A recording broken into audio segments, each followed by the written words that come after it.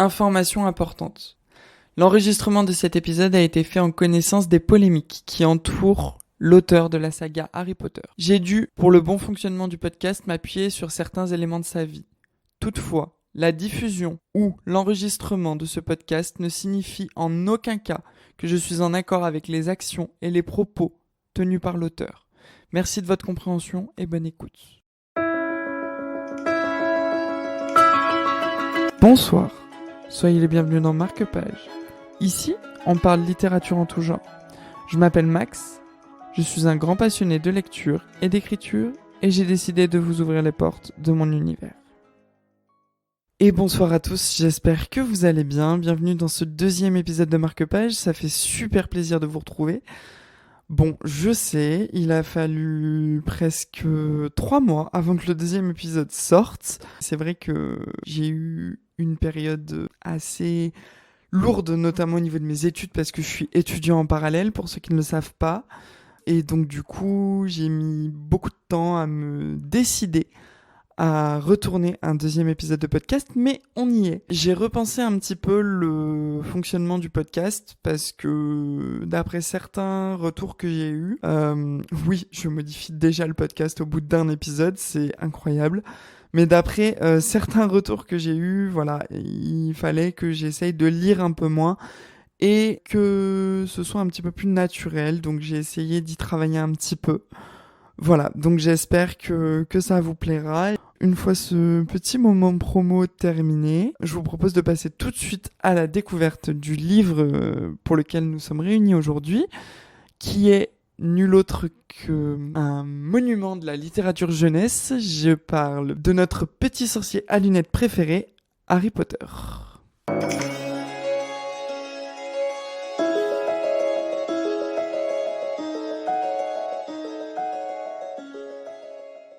Pour ceux qui ne le savent pas, Harry Potter est une série de 7 livres, donc de 7 romans jeunesse, écrits par une autrice qui s'appelle J.K. Rowling entre 1997 et 2007. Le premier volet est sorti au Royaume-Uni le 26 juin 1997. Ce premier volet se nomme Harry Potter and the Philosopher's Stone, traduit littéralement Harry Potter et la pierre philosophale, mais ce n'est pas ce titre-là qui a été retenu par la maison d'édition française Gallimard Jeunesse, puisque la version française s'appelle Harry Potter à l'école des sorciers. Elle a été traduite donc de l'anglais vers le français par Jean-François Ménard, qui s'est occupé de traduire l'ensemble de la saga.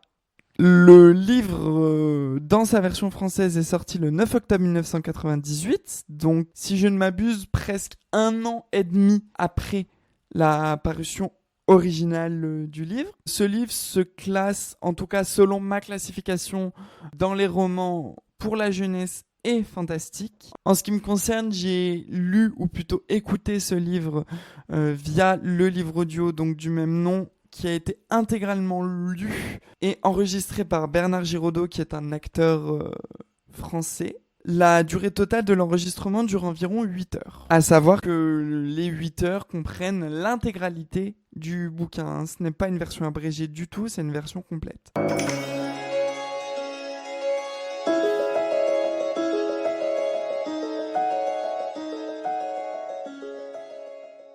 Maintenant qu'on en sait un peu plus sur le livre en lui-même, je vous propose d'en apprendre davantage sur son auteur ou son autrice. Donc son auteur, J.K. Rowling, de son vrai nom Joanne Rowling, est né le 31 juillet 1965 à Yates, en Angleterre, qui se situe dans le comté du Gloucestershire du Sud. Donc le père de J.K. Rowling est de profession ingénieur aéronautique.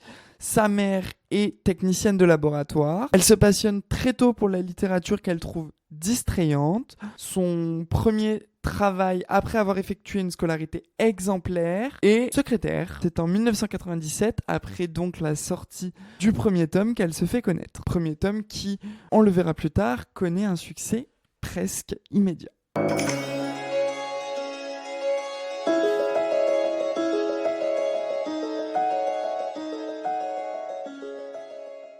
Quand je dis que Harry Potter connaît un succès presque immédiat, c'est parce qu'en fait, c'est pas réellement le cas. Elle a un petit peu galéré à faire son nom dans le monde de la littérature jeunesse et même dans le monde de la littérature tout court. En ce qui concerne son premier volet, elle a l'idée relativement tôt. Il me semble que c'est peut-être 5 ou 6 ans avant sa publication. C'est lors d'un voyage en train qu'elle prend pour participer à un énième entretien d'embauche dans une société britannique que notre cher Johan a l'idée du personnage ou du moins de l'univers dans lequel il va évoluer. Elle est certaine que c'est un garçon qui s'appelle Harry et qui va suivre des cours pour devenir un sorcier. Voilà l'idée de base euh, qui traverse l'esprit de notre jeune auteur à ce moment-là. Faut savoir qu'elle a eu l'idée donc de ça dans un train et que ce train-là a eu beaucoup de retard. Et du coup, ça lui a laissé le temps de réfléchir, de penser un petit peu à tout et rien. Et là, c'est l'éclair de génie et elle ne le sait pas encore à ce moment-là, mais l'idée qui va littéralement changer sa vie. Voilà à peu près le contexte d'écriture dans lequel elle commence. Et quand elle commence sa rédaction, enfin la rédaction ou en tout cas la réflexion de son bouquin, il n'y a pas grand-chose qui va dans sa vie. Hein. Elle connaît pas une vie flamboyante puisqu'elle se fait battre par son mari, elle le quitte, elle divorce. Elle récupère son enfant, elle a la garde exclusive de son enfant parce que son mari est violent. Elle vit uniquement de petits boulots à ce moment-là avant de finalement trouver un taf, du coup, comme je le disais, de secrétaire. Donc, au moment où elle écrit Harry Potter au tout début, rien ne laisse à penser que c'est un très très gros succès qui est en train d'émerger.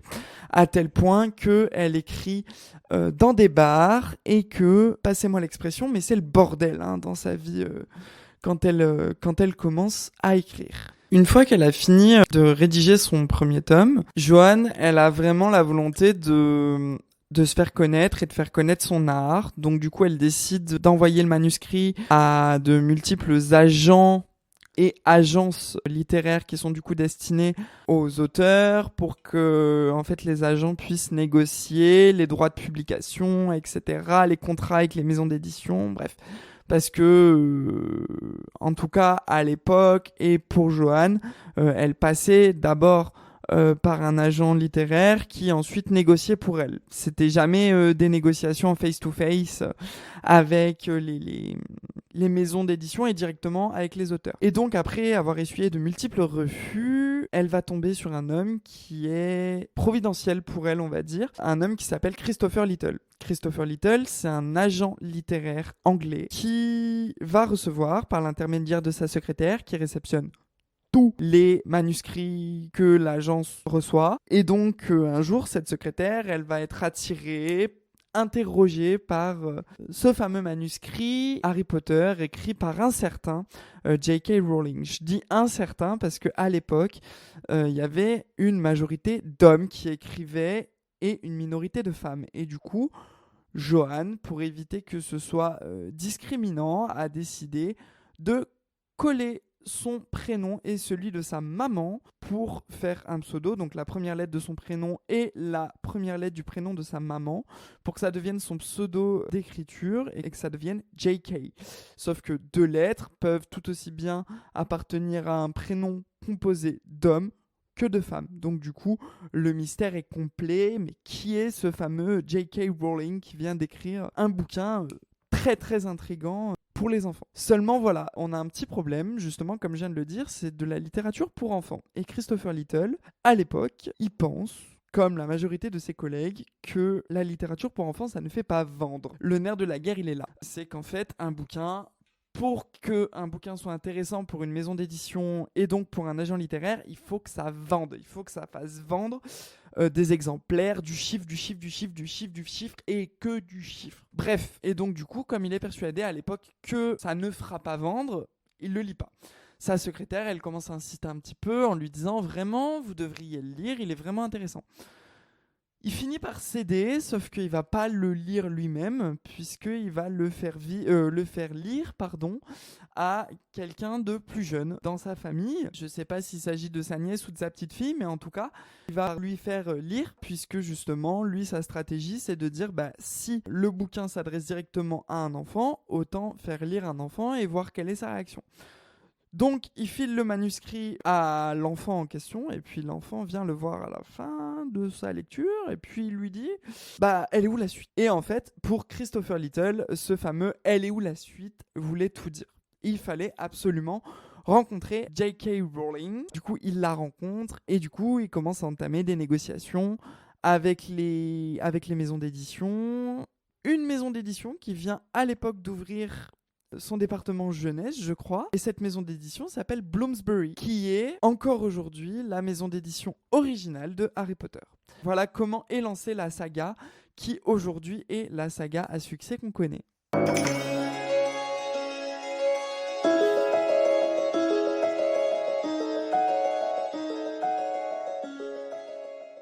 Maintenant, du coup, je vais vous parler de la relation que j'ai moi-même, ou plutôt de comment j'ai découvert le livre Harry Potter et la saga dans sa globalité. Tout à l'heure, donc il n'y a même pas 30 secondes, je parlais de relation parce qu'effectivement, j'ai une relation particulière avec cette saga, pas forcément avec le tome 1 d'Harry Potter, mais avec la saga dans son ensemble. J'ai vraiment une relation particulière parce que c'est grâce à cette saga que j'ai vraiment commencé à lire. Avant, je ne lisais que ça.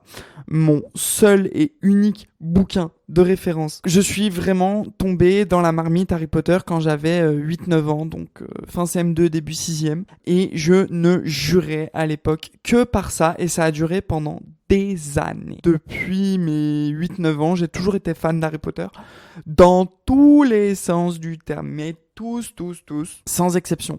Ça s'est un peu calmé là depuis quelques années, mais je suis quand même très attaché à cette saga parce que c'est grâce à elle que les portes de la littérature se sont ouvertes, simplement.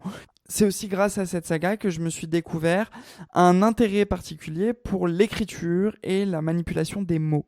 Et le fait qu'on peut créer des univers qui sont totalement différents de notre réalité, en fait. On peut se créer littéralement une réalité parallèle grâce à nos mots, notre imagination, etc.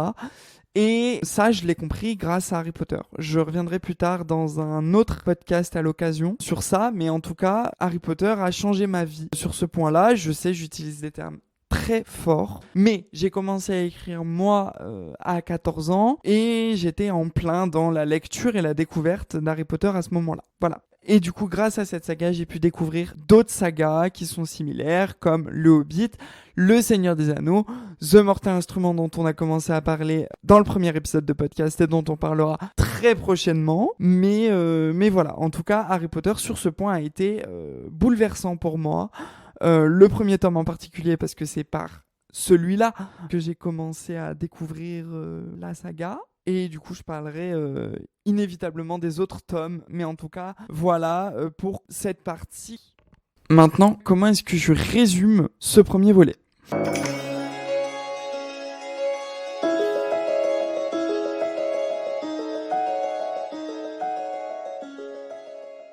Tout à l'heure, je vous ai parlé du coup de comment est-ce que Joanne a eu l'idée de la saga. Et je vous ai dit... Elle a eu l'idée, enfin en tout cas l'idée principale, c'était tu es un être humain tout à fait lambda, donc dans son jargon un moldu, qui va aller dans une école de magie, Poudlard, pour faire ses premiers pas en tant que sorcier. Voilà. À ça vont s'ajouter quelques petits détails un petit peu particuliers, voire sordide un petit peu, parce que Harry Potter, il a quand même perdu ses 2 parents. Du coup, ça veut dire qu'il est tout seul, que c'est un orphelin. Et c'est un orphelin qui a été confié du coup à son oncle et à sa tante, les Dursley, qui sont 2 moldus, donc 2 personnes qui ignorent tout de la magie, qui ne savent pas ce que c'est, qui sont pas du tout des sorciers, et qui, on le découvre plus tard d'ailleurs, ont une aversion profonde pour la magie et qui ne veulent surtout pas en entendre parler. Je vous dis ça parce qu'après, en continuant à lire le bouquin, on se rend compte à quel point ils détestent ça, Et on se rend compte à quel point l'arrivée de Harry dans leur vie, ça les fout un peu dans la merde. On va dire ce qui est. Le topo de base du coup de cette histoire-là, c'est Harry qui a été confié à son oncle et à sa tante et qui découvre dans ce premier tome que c'est un sorcier célèbre qui plus est, puisque c'est le seul à avoir survécu à l'attaque d'un certain sorcier qui s'appelle Voldemort. Mais ce nom il fait tellement peur qu'on va très très vite le remplacer par un certain vous savez qui ou celui dont on ne doit pas prononcer le nom. À la suite de ça, du coup, se suit toute une intrigue qui est très intéressante et très passionnante, mais que je ne peux pas vous dévoiler parce que sinon ça s'appelle un spoil. Et puis de base, c'est censé être un résumé. Donc du coup, voilà un petit peu où on en est. Donc Harry débarque à Poudlard et va vivre sa petite vie de sorcier de 11 ans. Et il va essayer de se faire quelques amis, quelques ennemis au passage, et puis voilà. Maintenant, qu'est-ce que j'en pense ?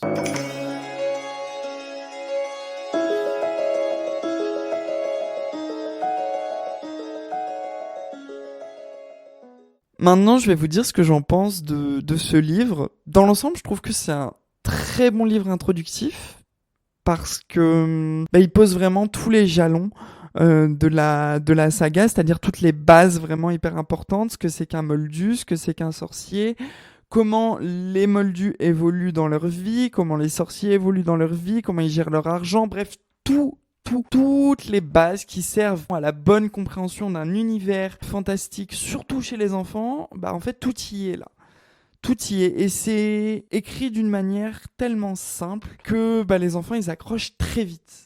En tout cas, les enfants, spécialement les préadolescents, ne faites pas lire Harry Potter à un enfant de 6 ans, ça n'a aucun intérêt. Mais vraiment, le public auquel il s'adresse de base, c'est-à-dire les 10-17 ans, donc l'âge qu'a Harry quand il entre à Poudlard et l'âge qu'aura Harry quand il en sortira, puisque les années d'études à Poudlard durent 7 ans.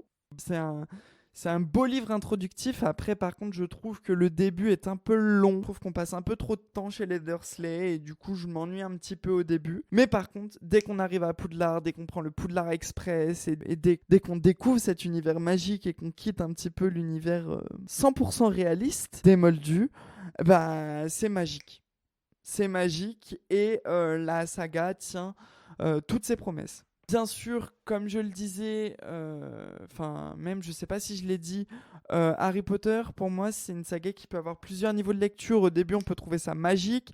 Puis après, en la relisant, on peut redécouvrir certains éléments. En la relisant, on peut redécouvrir encore quelque chose. L'aborder sous un angle nouveau qu'on n'aurait jamais abordé initialement. Mais moi, là, j'en suis à un stade où je l'ai tellement lu que j'aimerais pouvoir réécrire la saga complètement. Pas complètement, mais réécrire la saga histoire d'alléger ou de complexifier un petit peu le bouquin. Mais en tout cas, en première impression, je trouve que c'est un très bon premier livre qui est prometteur.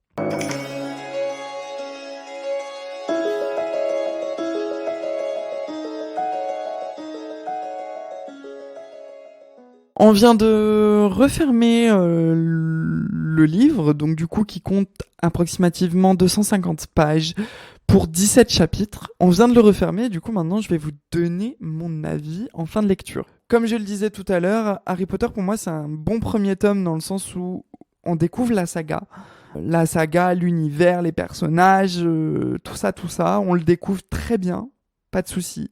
C'est très bien écrit pour une première lecture. Par contre, l'un des gros avantages qu'on a avec Harry Potter, c'est que c'est une saga qui peut se lire à n'importe quel âge de la vie, et c'est ce qui explique le fait que j'ai été fan et que j'ai lu que cette saga pendant des années, c'est parce qu'on peut avoir plusieurs niveaux de lecture. On peut avoir littéralement plusieurs niveaux de lecture, c'est-à-dire ne pas interpréter la saga de la même manière, suivant si l'on a 11, 12 ou 20 ans. Et c'est ce que je trouve d'hyper intéressant. Moi, je l'ai lu une bonne 10 ou quinzaine de fois. Enfin, en tout cas, je l'ai écouté une bonne 10 ou quinzaine de fois. Je l'ai tellement écouté que les CD sont rayés. Mais en tout cas, voilà, je trouve que c'est une saga qui peut être lue à pratiquement tous les âges de la vie et qui, du coup, peut être interprétée de manière différente selon l'âge auquel on lit ce livre. Toutefois, il reste quand même indiqué pour des enfants de 10 ans, donc à commencer à lire à partir de 10 ans.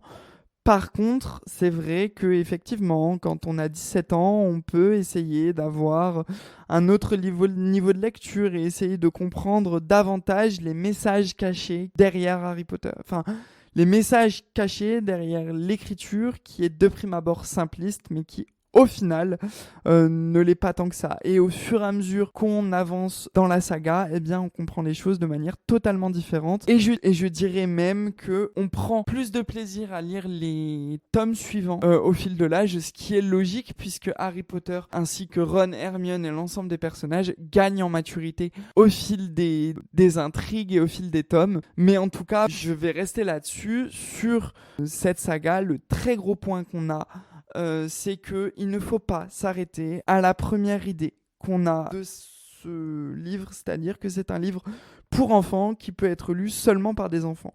Lisez Harry Potter, prenez tout autant de plaisir à le lire que vous ayez 17, 77 ou 99 ans, c'est génial. Un petit point quand même sur l'intrigue principale, donc l'intrigue principale, comment dirais-je, le nœud de l'histoire quand Harry arrive à Poudlard. Globalement, on peut le faire commencer à partir du moment où il y a cette histoire de vol de la pierre philosophale à Gringotts jusqu'à la fin, donc le chapitre 17, l'homme aux deux visages. Et sur cette intrigue-là, j'ai pas grand-chose à dire si ce n'est qu'elle est ensorcelante.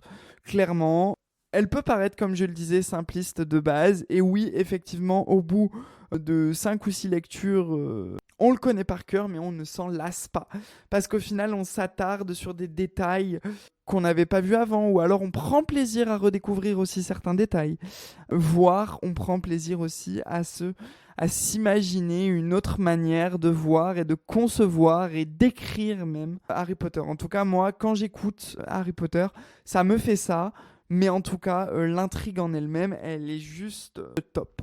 Et très franchement, même si j'avoue que des fois, Harry peut avoir un côté un peu pénible, un peu je suis celui à qui il est arrivé plein de merde dans la vie et du coup je dois forcément me faire plaindre. Même si ce côté-là peut être un petit peu présent, on se laisse assez vite porté par l'intrigue et puis aussi par le reste des personnages qui adoucissent un petit peu ce trait-là, un petit peu le côté tête à claque de Harry. En tout cas, ce que je viens de dire là, et ça vaut pour l'intégralité de mes podcasts, ce n'est que mon avis personnel, vous avez le droit d'avoir le vôtre, et je vous invite même à me communiquer cet avis-là en bas du podcast ou alors sur les divers canaux de diffusion, voire sur mes réseaux.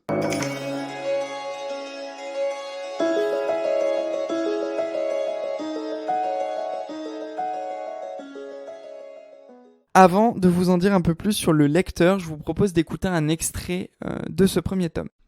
Ce fut au coin de la rue qu'il remarqua pour la première fois un détail insolite, un chat qui lisait une carte routière.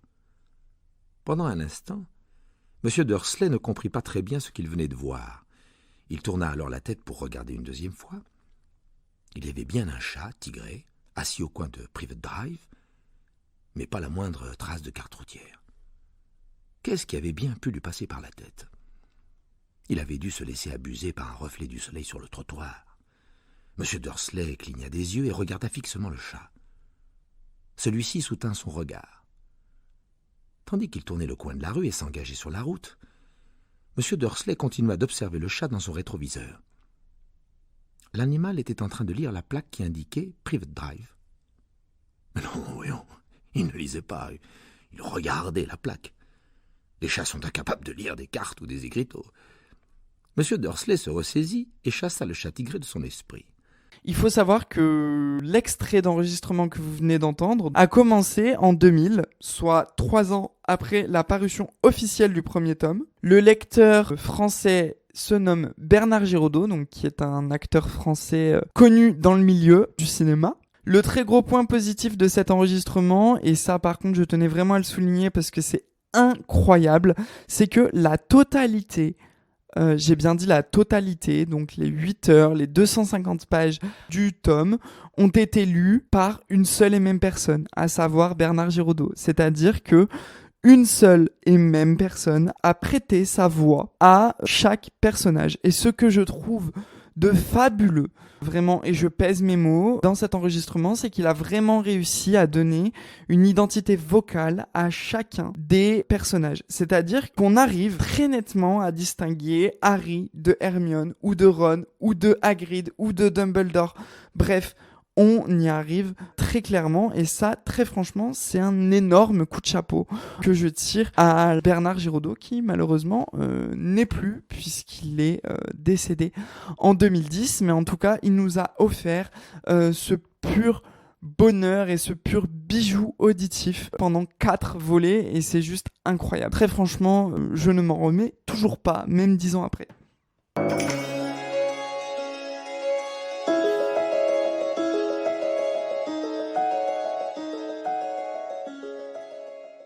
Le livre, on va se focaliser sur un autre aspect que j'apprécie beaucoup, c'est le cinéma.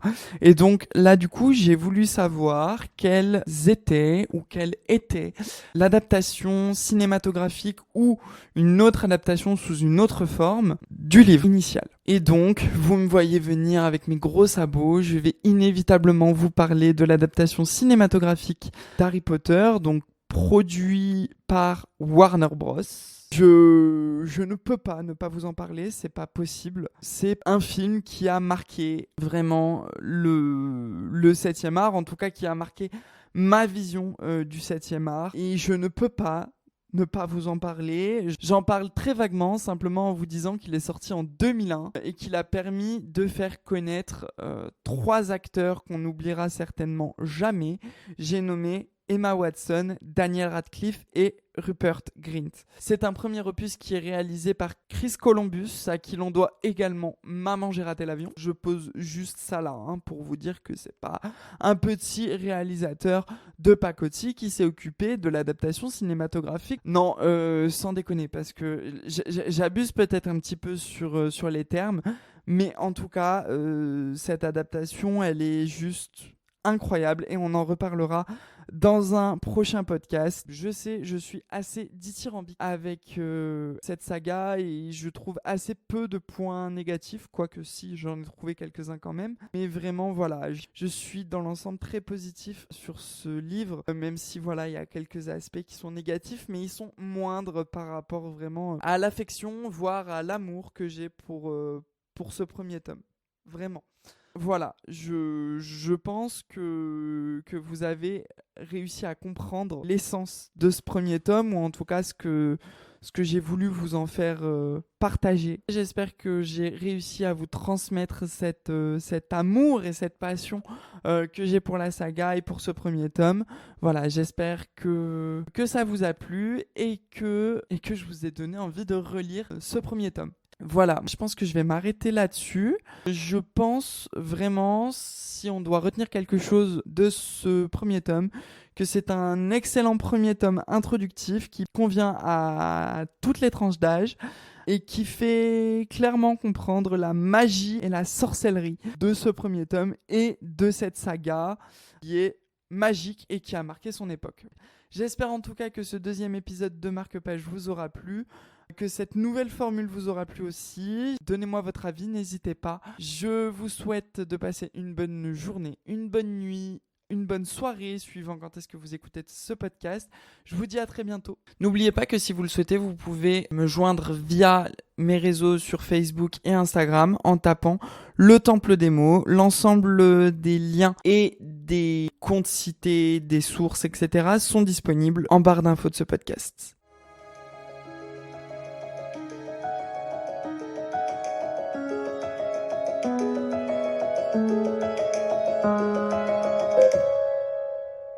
Merci d'avoir écouté cet épisode de Marque-Page. Pour rappel, le podcast est disponible sur l'ensemble des plateformes d'écoute. J'espère que cet épisode vous a plu. N'hésitez pas à le noter, à le commenter ou encore à vous abonner. Je vous dis à très bientôt pour un nouvel épisode.